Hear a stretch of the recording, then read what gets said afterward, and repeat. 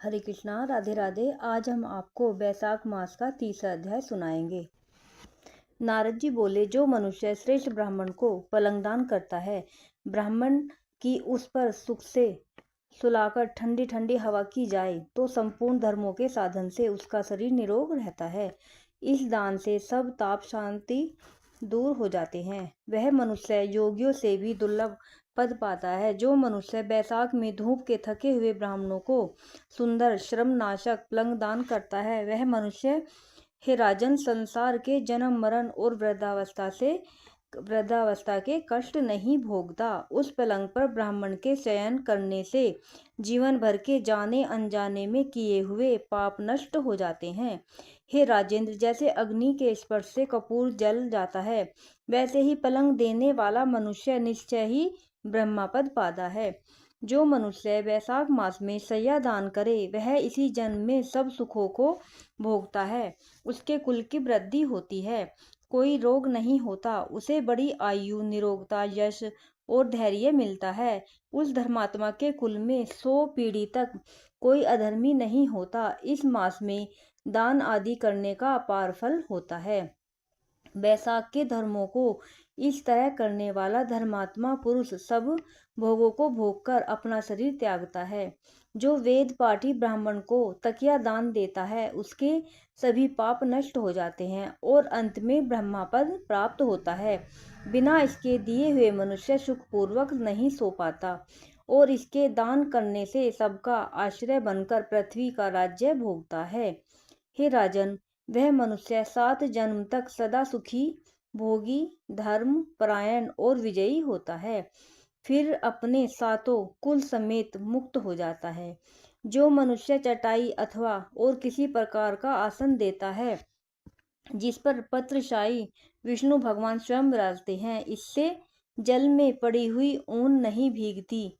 वैसे ही संसारी जीव संसार के बंधन को नहीं प्राप्त होता। चटाई का देने वाला पुरुष आसन और सैया पर आरूढ़ हो सब तरह से सुखी रहता है। जो शयन करने के लिए चटाई और कंबल दान देता है, वह मुक्त हो जाता है, इसमें संदेह नहीं है। निद्रा से दूर हो जाता है और निद्रा से परिश्रम दूर हो जाता है। वही निद्रा चटाई पर सुखपूर्वक आती है। हे राजन, बैसाख में कंबल का दान करता है, वह अकाल मृत्यु से छूटकर 100 वर्ष तक जीवित रहता है।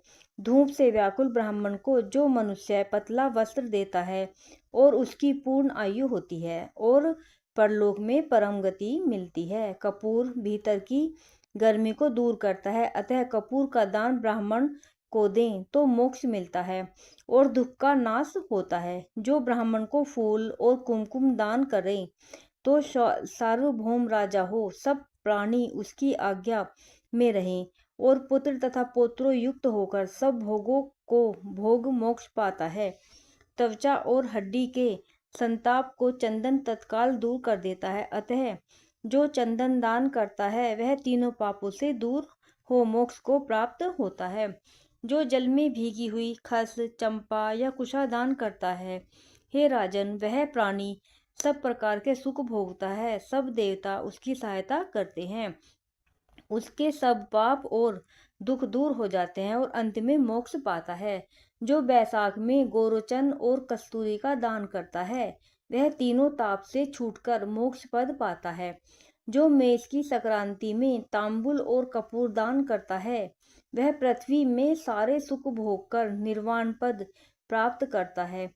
जो मनुष्य सेवती और जूही दान करता है, वह सार्वभौम राजा होकर अंत में मोक्ष पद पाता है। जो बैसाख में केतकी और मल्लिका दान करता है, वह माधव भगवान की आज्ञा से मोक्ष पद पाता है।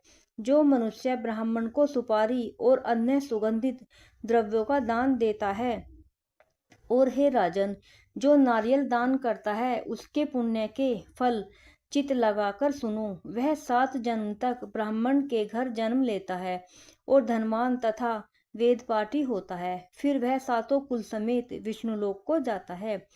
हे राजन, जो प्राणी विश्राम मंडप बना ब्राह्मण को देता है, उसके पुण्य के फल कहने को मेरी सामर्थ्य नहीं है। जो मनुष्य छाया मंडप बनवाकर भीतर बालू बिछा उसमें प्याऊ लगा देता है वह स्वर्गलोक का स्वामी होता है। जो मनुष्य मार्ग में बाग, तड़ाक, कुआं, झोपड़ी बनवाता है वह बड़ा धर्मात्मा है, उसको पोत्रों से और क्या। जो मनुष्य कुआं, तालाब, मंडप और प्याऊ लगवाता है वह सत्कर्म करना ही यही उसका पुत्र है। संतान 7 प्रकार की है, इन सातों में से जो एक भी नहीं करता वह मनुष्य स्वर्ग को नहीं जाता। उत्तम शास्त्रों को सुनना, तीर्थ यात्रा, सत्संग, जलदान, अन्नदान, पीपल का पेड़ लगाना और पुत्र होना, ये 7 प्रकार की संतान देवताओं ने कही हैं। अन्य सैकड़ों धर्म करने पर भी मनुष्य को संतान नहीं मिलती, इसलिए संतान की इच्छा करने वालों को इनमें से एक कर्म अवश्य करना चाहिए। पशु, पक्षी, मृग और वृक्षों को भी स्वर्ग सुख नहीं मिलता, फिर मनुष्यों का तो कहना ही क्या। जो मनुष्य सुपारी, नागवल्ली, कपूर और अगर सहित पान दान करता है वह निश्चय ही शारीरिक पापों से मुक्त हो जाता है तथा यश, धैर्य और लक्ष्मी प्राप्त करता है। रोगी रोग से छूट जाता है और निरोगी मोक्ष को पाता है। जो बैसाख में तापनाशक छाछ का दान करता है वह विद्यावान और धनवान होता है, इसमें संदेह नहीं है, क्योंकि गर्मी की ऋतु में तर्क के समान कोई दान नहीं, इसलिए मार्ग के कारण थके हुए ब्राह्मण को छाछ का दान करें। जो मनुष्य नींबू का रस और नमक डालकर अरुचि नाशक छाछ का दान करता है वह मोक्ष पाता है। जो गर्मी से व्याकुल ब्राह्मण को दही की लस्सी पिलाता है, हे राजन, उसके पुण्य का फल कहने की मुझ में सामर्थ्य नहीं है। जो बैसाख महीने में अच्छे चावल दान करता है उसकी बड़ी आयु होती है और वह सब यज्ञों के फल को पाता है। जो तेज रूप गौ का घी दान करता है वह अश्वमेध का फल प्राप्त कर विष्णु भगवान के मंदिर में आनंद पाता है। जो मेष संक्रांति में ककड़ी और गुड़ का दान करता है वह सब पापों से छूट श्वेत दीप को जाता है। जो मनुष्य दिन के ताप की शांति के लिए ईंख दान करता है उसका अनंत पुण्य होता है। जो सायकाल में श्रम की शांति के लिए पान का दान करता है वह सब पापों से छूटकर विष्णु की सायुज्यता को पाता है। जो सायकाल के समय ब्राह्मण को फल और पान का दान करे उसके पितरों को निश्चय सुधापान मिलता है। जो बैसाख महीना में पके आम के फल और पान का दान करता है उसके सब पाप निश्चय ही दूर हो जाते हैं। चैत्र महीने की अमावस्या को पेय से भरे घड़े का दान करने से सो गया, श्राद्ध कर लिया, इसमें संदेह नहीं। चैत्र की अमावस्या को कस्तूरी, कपूर, मल्लिका, खस आदि वस्तुओं से युक्त जल कुंभ का दान जो पितरों के लिए किया जाता है उसको 96 श्राद्ध करने का पुण्य निसंदेह प्राप्त होता है। राधे राधे।